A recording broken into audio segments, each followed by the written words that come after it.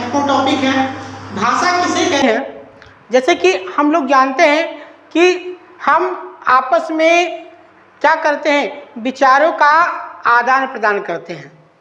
हम क्या करते हैं, आपस में विचारों का आदान प्रदान करते हैं। भाषा क्या है? देखो, भाषा जो भाषा है, भाषा संस्कृत की भाष धातु से बनी हुई है। किससे?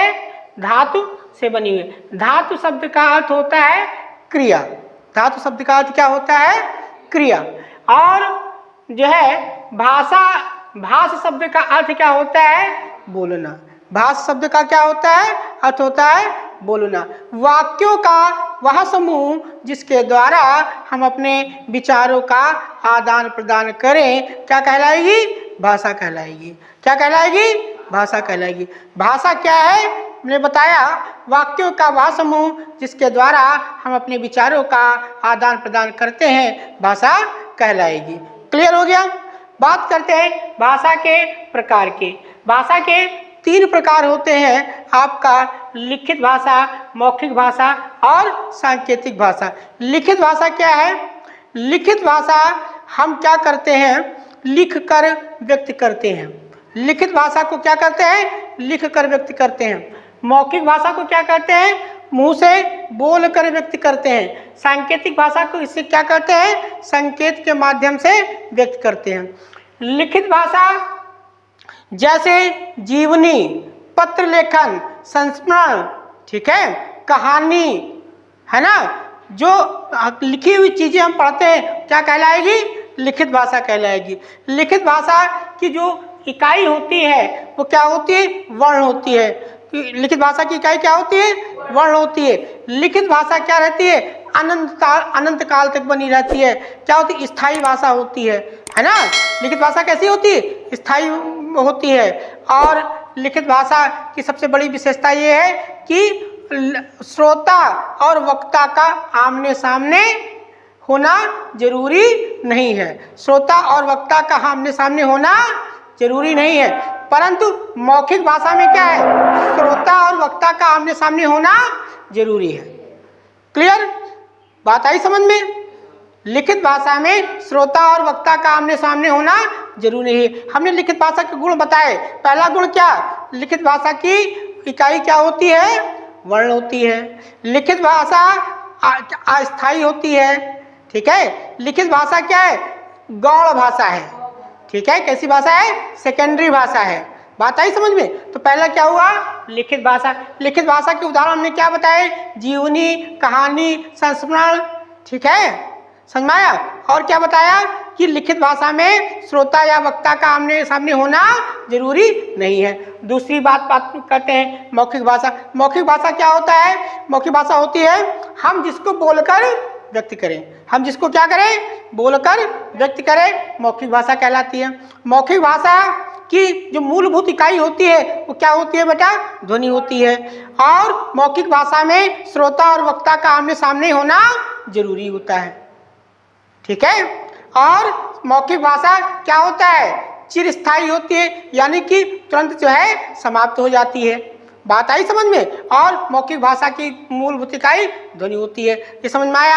मौखिक भाषा में जैसे गाने सुनना, ठीक है, समाचार सुनना, ठीक है, हम पढ़ा रहे हैं, देखो क्या है? मौखिक भाषा है।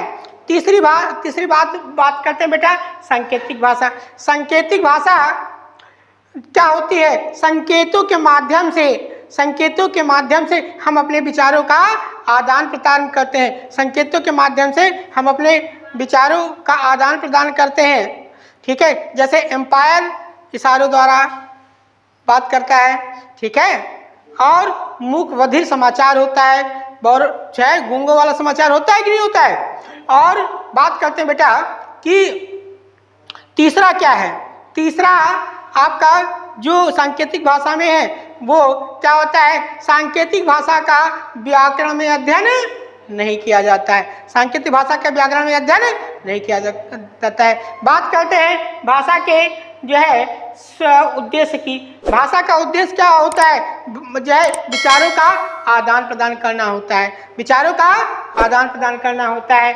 फिर बात करते हैं भाषा के रूप की। तो भाषा के 3 रूप होते हैं। पहले बोलियां, फिर क्या होता है प्रतिष्ठित भाषा, फिर राष्ट्रभाषा, ठीक है, फिर मातृभाषा, फिर प्रादेशिक भाषा, फिर आपकी कौन सी प्रादेशिक भाषा, और फिर कौन सी अंतर्राष्ट्रीय भाषा, राज्य भाषा और मानक भाषा। ये भाषा के क्या है रूप है।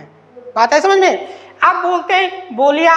बोलियां क्या होती, क्षेत्र और स्थान के अनुसार बोली जाने वाली भाषा जो है, कही जाने वाली भाषा की शैली क्या कहलाती है। घर में हम जो प्रयोग करते हैं बातचीत के माध्यम वो क्या कहलाएगी, बोली कहलाएगी। जैसे आपका शाहजहाँपुर चले जाएं, शाहजहाँपुर की अलग बोली है, बिहार की अलग है, ठीक है। अलग स्थान के अनुसार बोली जाने वाली जो है विचारों का आदान प्रदान का माध्यम क्या कहलाएगी, बोली कहलाएगी। उसके बाद बात करते हैं बेटा प्रतिष्ठित भाषा। जब बोली क्या करती धीरे धीरे बढ़ जाती है और उसका क्या होता है बड़े मानक पर सरकारी विभागों में उसका प्रयोग होने लगता है, तो क्या कहलाएगी, प्रतिष्ठित भाषा कहलाएगी। और एक राष्ट्र द्वारा जिसमें किसी भी राष्ट्र यानी देश के अधिक से अधिक लोग जिस भाषा का बोलने में प्रयोग करें वो कौन सी भाषा कहलाएगी, राष्ट्रभाषा कहलाएगी। फिर बात करते हैं मातृभाषा, ठीक है। किसी भी देश की जो बच्चा पैदा होता है और पैदा होते ही जिस भाषा को अपना लेता है उसको क्या कहलाते हैं, मातृभाषा कहते हैं। क्या कहते हैं, मातृभाषा कहते हैं। प्रादेशिक भाषा, प्रदेश के स्तर पर बोली जाने वाली भाषा को क्या बोलेंगे, प्रादेशिक भाषा बोलेंगे। और अंतर्राष्ट्रीय भाषा जो है एक देश से दूसरे देश के बीच में प्रयोग की जाने वाली भाषा को क्या बोलेंगे, अंतर्राष्ट्रीय। अंतर्राष्ट्रीय लेवल पर जैसे अफगानिस्तान और अगर जो है अमेरिका के बीच कोई समझौता हो जिस भाषा में होगा क्या कहलाएगी, ठीक। हमारी अंग्रेजी क्या है, अंतर्राष्ट्रीय भाषा है, ठीक है। उसके बाद राज्य भाषा, किसी राज्य द्वारा अपनाई गई भाषा को क्या बोलते हैं, राज्य भाषा बोलते हैं। जैसे उत्तर प्रदेश की राजभाषा कौन सी है, हिंदी और उर्दू है। पंजाब की पंजाबी है, महाराष्ट्र की मराठी है। समझ में आया, ठीक है। उसके बाद मानक भाषा। मानक भाषा वह भाषा होती है जो हिंदी में शुद्धता के लिए प्रयोग की जाती है। जैसे हमने क्या कहा कि लिखते हैं गई, जैसे हमने क्या लिखा, गई लिखा, तो ये भी तो गई है, देखो, है ना, ठीक है। हिंदी को शुद्ध करने के लिए जिस भाषा का प्रयोग किया गया वो क्या कहलाएगी, मानक भाषा कहलाएगी, ठीक है। और फिर बात करते हैं लिपि की। लिपि क्या होती है कि संकेतों के माध्यम से जो है अपने विचारों का आदान प्रदान क्या कहलाएगा, लिपि कहलाएगा, ठीक है। संकेतों का आदान प्रदान क्या कहलाएगा, लिपि कहलाएगा। हमारे भारतीय संविधान में अनुच्छेद जो है 343 में देवनागरी लिपि को राष्ट्रीय लिपि और हिंदी को क्या बताया गया, जो है राजभाषा बताया गया है, ठीक है। हिंदी को क्या बताया गया है, राजभाषा बताया गया है, ठीक है। और देवनागरी लिपि की उत्पत्ति किससे हुई है, ब्राह्मी लिपि से हुई है। देवनागरी लिपि की उत्पत्ति किससे हुई है, ब्राह्मी लिपि से हुई है। बस में राजभाषा आयोग का गठन किया गया, वी.जी. खरे उसके अध्यक्ष थे। उसमें 22 भाषाओं का उल्लेख है। समझ में आया। अनुच्छेद 345 में कहा गया है कि विधानमंडल और चाहे हाईकोर्ट, ठीक है, इनकी कार्रवाई इन 22 भाषाओं में से किसी में करवाई जा सकती है। समझ में आया। 22 भाषाएं में आपकी कौन सी, हिंदी जो है, हिंदी, अंग्रेजी, संस्कृत, बोडो, मैथिली, ठीक है, ये सभी भाषाएं शामिल है। 14 सितंबर को क्या 1949 से हिंदी दिवस मनाया गया, इसीलिए 14 सितंबर को क्या मनाया जाता है, हिंदी दिवस मनाया जाता है। समझ में आया। बात करते हैं बेटा जो है लिपियों की, बात करते हैं। देखो जो हिंदी, संस्कृत, मराठी, नेपाली और बोडो किसकी है, देवनागरी लिपि। देवनागरी लिपि को जो है 2 भागों में विभाजित किया गया है। एक जो है पश्चिमी प्राचीन देवनागरी जिसमें गुजराती, महाजनी, राजस्थानी, मराठी और नागरी भाषा आती है। क्लियर। उसके बाद बात करते हैं कि पूर्वी प्राचीन हिंदी में कैथी, मैथिली जो और नेवारी, उड़िया और बंगला आती है, ध्यान रखना है।